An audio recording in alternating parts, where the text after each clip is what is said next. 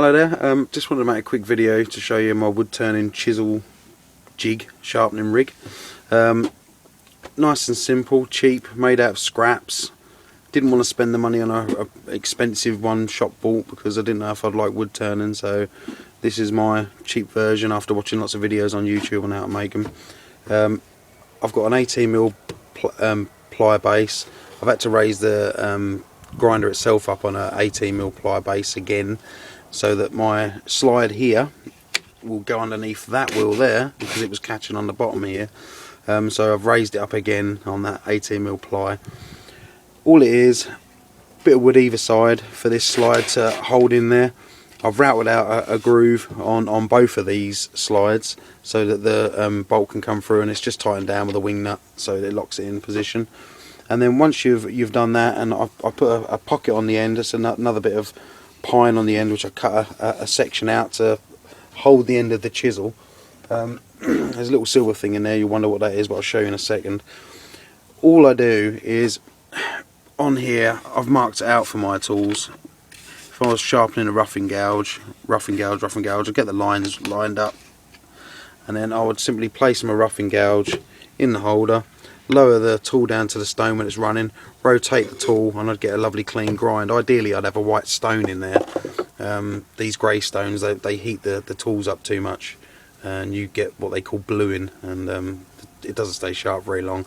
But if you're nice and light, even like this is a fine wheel out of the two, and if you're nice and light, I don't tend to blue tools anymore. So yeah, that's the basic setup.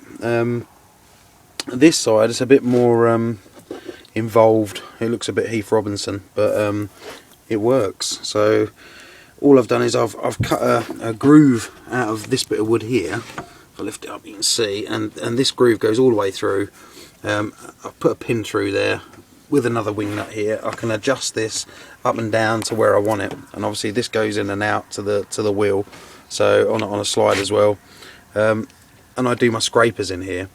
I've cut out this piece here because the handle of the scrapers, as you're going around there like that, the handle sort of hits over here, so I cut that out.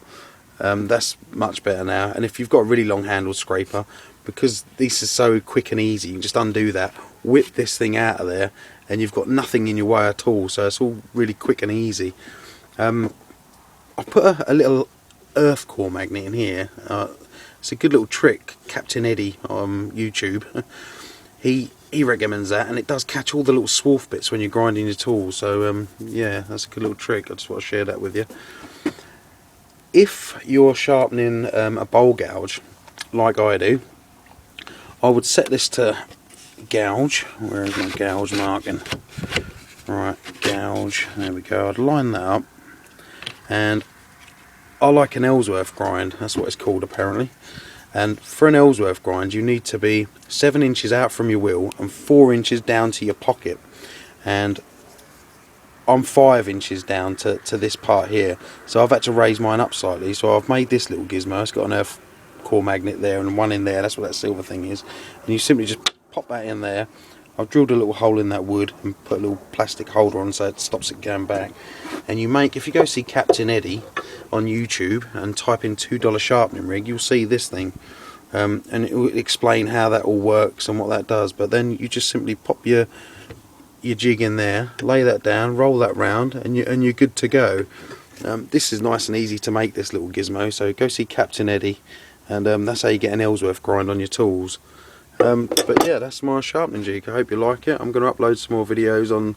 I've been turning for about a year, and I've come across lots of problems which I've struggled to find answers to on YouTube, so I'm going to post some more videos and try and give some more information as best I can. Thanks very much. Bye.